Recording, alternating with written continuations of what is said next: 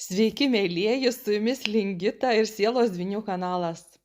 Taigi šiandien noriu pakalbėti apie tokį įdomų fenomeną, kaip dvyniai, jie tuo pačiu metu ir myli žmogų, ir nekenčia. Arba nebūtinai dvyniai, tiesiog būna situacijos, kad vat, mes su savo artimais žmonėm, kuriuos mes iš tikrųjų mylim, pas mus sukyla tos emocijos ir mes jų tarytum nekenčiam, ar ne? Tai vat, tai ta tokia šiza, kaip galim pavadinti šiza, nes iš tikrųjų žmoguje susikauna dvi jėgos, ar ne? Angelas ir demonas, ar ne? Tai noriu pasakyti, kad tai labai skamba juokingai, bet iš tikrųjų mes savo viduje kovojam ir kariaujam.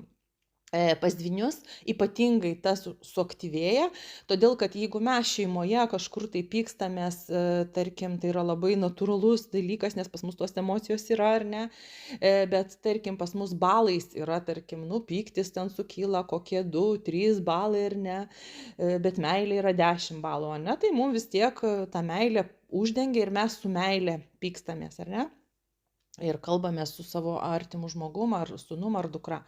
Bet jeigu jau ten yra pykčio prisikaupę kaupykloje ir ten pas mus jau drakonas apsigyvenęs, mes tada ugnį pradedam leisti. Tai labai įdomu, iš tikrųjų, parašykit savo santykį, kiek pas jūs, kaip jūs pykstate su artimai žmonėm, kaip vyksta ir kaip, kas turit šitą aktyvaciją su dvyniu, ar ne, kad tu tuo pačiu metu ir myli, ir nekenti. Su dvyniu kas atsitinka?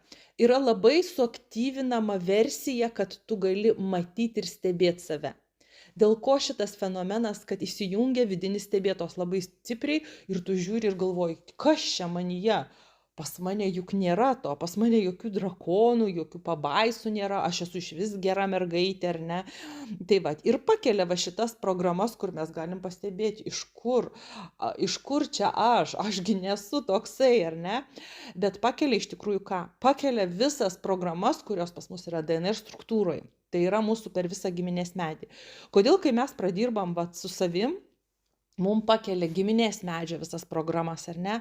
Dėl ko, kada nukrauni savo, paskui žiūrėk, jau kabina jau iš ten. Ir dvynys mums labai šviečia, mums labai rodo, kaip veidrodis, ar ne? Ir labai daug kas čia pyksta, kad oi, čia kaip veidrodis mano vyras geria, tai prie ko čia aš veidrodis, aš negeriu, aš gera. Žiūrėkit, kas vyksta. Žaidimą šoka du. Žaidimą žaidžia du. Arba šokį šoka du. Ir kai vienas deda koją į priekį, kitas deda atgal. Dabar jeigu čia užkabinau temą, kad vyras geria, moteris ten tokia gera, o vyras nei iš šio nei iš to geria, ar ne?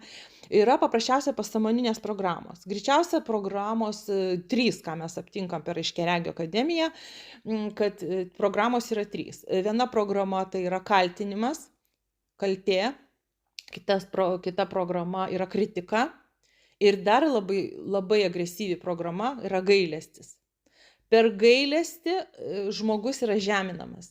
Žiūrėkit, jeigu jums pasako žodį, man tavęs labai gaila. Arba aš gyvenu dėl to, kad man gaila vaikų, man gaila. Suprantat, kitas žmogus kaip jaučiasi. Parašykit komentaruose, kaip jūs jaučiatės, kai žmogus pasako, man tavęs gaila. Suprantat? Aš noriu ką pasakyti, kad čia yra tos emocijos vieno ir emocijos kito. Ir dažniausiai auka visgi būna vyras, ar ne, kuris nesimuša, nesidrasko ir sako, arba mušasi tik kai išgeria. Nesuprantat, kol jisai neišgeręs, jo ten ta nervų sistema, jeigu stipri, tai jisai klausosi. Viską kaupia savy, paskui sako, tiek įtampa susikaupė, reiškia, tiek emocijų susikaupė, reiškia, žmogus nesigina ir tas žeminimas tiek susikaupė, kad paskui jisai išgeria ir jam atsipalaiduoja viskas, ar ne? Aišku, tai tampa paskui įpročiu ir smegenys įpranta šitaip gintis, ar ne? Šitaip atsipalaiduoti, nes jis ir mato geriausią kelią. Nes jeigu jis bus blaivas ir klausysis, tai jisai gali net pradėti muštis, ar ne? Duoti atgal atkirti, nes jį puola. Tai yra visgi puolimo agresijos emocijos. Tai bet žmogus, kuris yra geresnis, inteligentas, kuris supranta, kuris racionalizuoja, jisai save paima į rankas, į discipliną ir jis tiesiog, kokiu būdu tas veidrodinis principas, ar ne? Tai kritika, gailestis ir kaltė, ar ne? Kaltinimas kito. Nu, čia labai panašiai su kritika. Bet kas yra? Moteris nedarytų to, jeigu pas ją nevibruotų šitos vibracijos. Reiškia šitas modelis, ar ne? Ir kas atsitinka? Atsitinka taip, kad joje gyvena, kaip minėjau, ir šita pusė, ir šita pusė. Reiškia, pas ją pasąmonėj genetikoje gėrė galbūt tėvas, galbūt mama, galbūt, žodžiu, kažkur tai tiesiog mentalinė genetika, tiesiog pasąmonė pagavo šitas programas. Ir tenai jos yra, ir tenai jos vibruoja. Ką mes darom per kursą kvantiniai santykiai? Mes tiesiog trinam vienas programas ir rašom pozityves, ar ne? Destruktyves trinam, pozityves ir rašom. Tai va, tai dėl ko pas mus gyvena, reiškia, tie du, ar ne? Ir mes negalvokim, kad kitas yra toks. Čia visur, visose srityse praktiškai yra. Dviniai dėl ko? Tokia demo versija labai aiškiai parodo, kur pas tave vibruoja, kur tam pasąmoniai vibruoja šitos emocijos. Nes nėra taip, kad aš augau geroj šeimoje, pas mane nėra, ar ne? Ir arba ten aš labai gerai ir stengiuosi, pas mane nėra. Reiškia, tu nugrūdai, užkišai, racionalizavai, bet racionalizavimas nepadeda. Suprantat, racionalizavimas ir emocijos yra visai kitose lygmenyse, kitose kūnuose. Tai vyksta mentaliniam kūne, o tai vyksta emociniam kūne, ar ne? Ir čia yra skirtingose visiškai plotmėse. Visiškai tas pats, kas vyktų ant žemės ir tas pats, kas vyktų vandenį, ar ne? Tai yra skirtingi dažniai, skirtingi kūnai. Jeigu taip aiškiau pasakius, mes kaip matrioška esam viens į kitą kūnai sudėti, ar ne? Emocinis, mentalinis, priežastinis, ten daug. Nu, nesigilinsim šiandien apie tą temą. Tai va, mėlėjai, tai dėl ko dvyniams sukelia visą negatyvą. Nes iš esmės mes gyvenam poliariškam pasauliu, tai yra pliusas ir minusas, ir tas pliusas ir minusas yra mumyse. Net jeigu jis nepasireiškia, net jeigu neaktyvuotas, pavyzdžiui, žiūrėkit, gimsta 2 vaikai vienoje šeimoje ir jie visiškai yra skirtingi. Kodėl jie skirtingi? Ar uždavėt savo klausimą? Parašykit komentaruose, kaip jūs galvojat, kodėl vaikai vienoje šeimoje gimsta ir jie skirtingi. Tai va. Mano matymu, mano nuomonė, tai yra tiesiog, kad jie pasirenka skirtingus genus, kad pasireikštų, ar ne? O kiti, jie yra, reiškia, genai yra 2 rūšių, dominantiniai ir recesyviniai, kaip žinot, čia iš biologijos, kas mokinotės. Dominantiniai tie, kurie pasireiškia fizikoje, o recesyviniai tie, kurie paslėpti ir miega, ar ne? Tai va. Tai žodžiu, tie genai yra miegantis, bet jie yra. Ir nesvarbu, kad tas brolis ir sesuo, jie yra, reiškia, vienoje šeimoje prie vieno stalo užaugę, bet jie visiškai pasirinkę skirtingas dominantinės genų kombinacijas, ar ne? Recesyviniai miega. Bet jų vaikuose, ar ne, jeigu susitiks, pavyzdžiui, sūnus ir kitą žmogų kažkokį, tai ir gali pas juos sugroti žaidimas, kad pasirinks būtent dėdės arba tetos geną, ar ne? Sako, oi, panašus į dėdį arba tetą. Kodėl? Todėl, kad tas genas aktyvavosi, tas genas tapo aktyvus. Tai lygiai ir pas mus. Tas blogis, jisai gali būti miegantis, nepasireiškęs, bet dvynys jį iššaukia. Dvynys jį tiesiog parodo, kad yra ir su kuo reikia dirbti. Tiesiog, veidrodinė siela, nesvarbu, tu sutikai dvynį, ar tu gyveni šeimoje, ar tu aplinkoje, kokią tu šiandien pamoką eini, nes mūsų auditorija yra tikrai labai plati ir sąmoningi žmonės, nebūtinai dvyniai, nebūtinai kvantiniai, tiesiog kvantinis mokytojas, jisai nesvarbu, kas tau.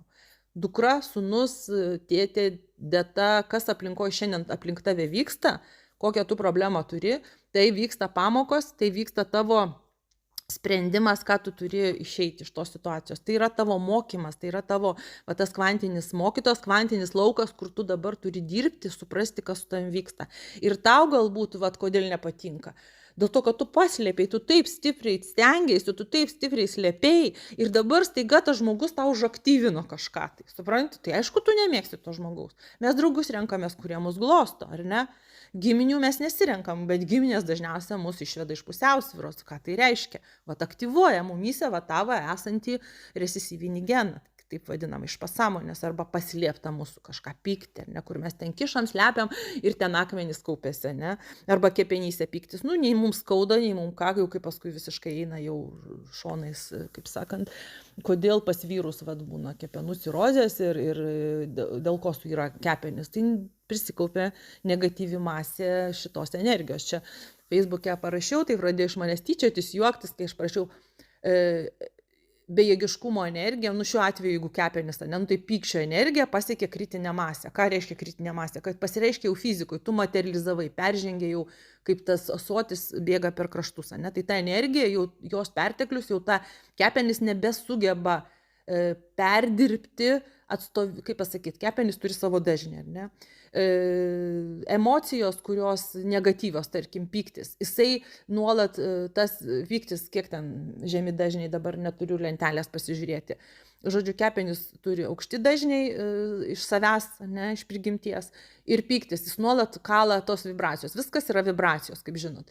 Kepenys vibruoja tam tikrų dažnių, o čia pyktis tu kaupi, nes tu labai gera, tu negali pykti, tu išvis tikinti, tu katalikė galbūt net, tu vaikštai į bažnyčią ir tu sakai, kaip aš čia dabar pyksiu ir aš negaliu pykti. Ir tu nešiojas tą pyktį ir tu ten verda, viskas verda ir paskui galiausiai nusėda ar ne, ir kur nusėda kepenyse, tu kepenų nejauti.